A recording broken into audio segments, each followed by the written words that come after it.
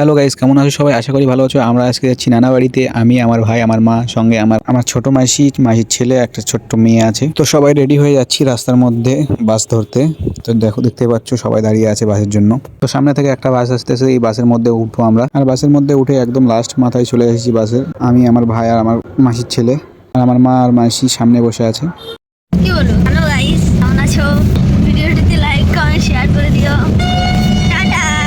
তো নানা বাড়িতে যাচ্ছি আজকে ওখানে, কারণ ওখানে আজকে জলসা হবে। তো জলসাই শুনতে যাচ্ছি। তো আজকে বাইরে প্রচুর ঠান্ডা, এই ঠান্ডার মধ্যে জলসা শুনতে যাচ্ছি। এই ঠান্ডার মধ্যে তো যাওয়ার ইচ্ছা ছিল না, তবুও যেতে হচ্ছে। বছরে একবার নানা বাড়িতে যাই, এই জলসার ওসিলায় একটু ঘুরে আসা হবে। তো দেখতে দেখতে চলে আসলাম গঙ্গারামপুরে। তো এখানে এখন টোটো ধরতে হবে। তো এখানে একটা টোটো পেয়ে গেছি, টোটোর মধ্যে যাবো এখন। আর বাইরে প্রচুর ঠান্ডা করছে, তাই চাদর দিয়ে কান আর মুখ ঢেকে নিলাম যাতে ঠান্ডা না লাগে। তো এখন নানা বাড়ির দিকে যাচ্ছি। আর এটা কোন রাস্তা তোমরা যারা চেনো তারা কমেন্টে বলে দিও। আর যাতে যাতে একটা জিনিস দেখলাম যে এই রাস্তার ধারে অনেক ছোট ছোট গাছ গাড়া আছে, সেই গাছগুলোকে লোহার বেড়া দিয়ে ঘিরিয়ে দিয়েছে, যাতে ছাগল গরু যেন খেয়ে না নেয়। তো ব্যাপারটা এমন হয়ে গেল যে আগে গাছ লাগাও গাছ বাঁচাও, ব্যাপারটা এমন হয়ে গিয়েছে।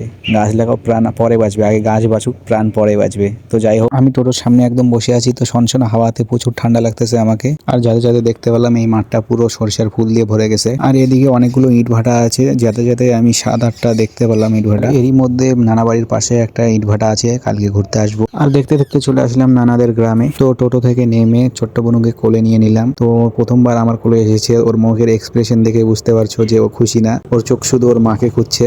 তারপর বনুকে ওর মায়ের কোলে দিয়ে আমি আর ভাই ব্যাগ নিয়ে এগিয়ে যাচ্ছি বাড়ির দিকে। তারপর সামনে একটা বাড়ি দেখতে পাচ্ছ, না এটা আমার নানার বাড়ি না, এটা হচ্ছে এখানকার রেশন ডিলারের বাড়ি। একদম ওই লাস্ট মাথার বাড়িটা দেখতে পাচ্ছ, ওটাই আমার নানার বাড়ি। আর বাড়ির সামনে এসে দেখতেছি আমার মেজো মাসির মেয়ে আমার ভিডিও বানাতে একটা পেতিনি হাসি দিয়ে দিয়েছে। আর আমার নানি এখানে বসে রান্না করছে, আর নানা আমার এখানে বসে ভাত খাচ্ছে। তো ফাইনালি চলেই আসলাম আমার নানার বাড়িতে।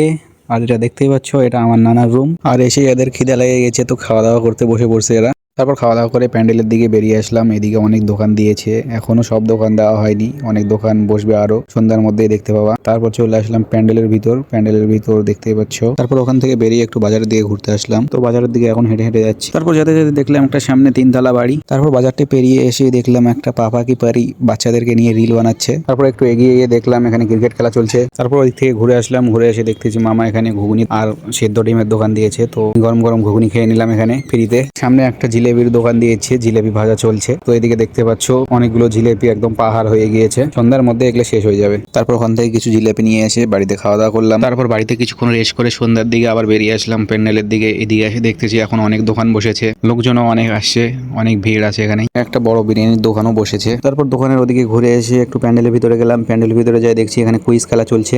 তো আমি যাওয়ার পরে দেখছি খেলাও শেষ হয়ে গেছে ওখানে। আর জলসা শুরু হয়েছিল 9:30টায়, আর আমি আসতে পারিনি ঠান্ডার জন্য, গিয়ে শুয়েছিলাম। তো ঠান্ডার জন্য কম্বল থেকে বেরোয়নি। আর আমার ভিডিওগুলো তোমাদেরকে কেমন লাগতেছে একটু কমেন্টে জানিও। তোমরা কমেন্ট করলে আমি ভিডিও বানানোর উৎসাহ আরো পাবো, কারণ নতুন নতুন ভিডিও বানানো শুরু করেছি, একটু নার্ভাসনেস কাজ করে। তো যাই হোক, আজকের জন্য ভিডিও এই পর্যন্তই। দেখা হচ্ছে নেক্সট ভিডিওতে। ততক্ষণের জন্য tata, bye bye, take care.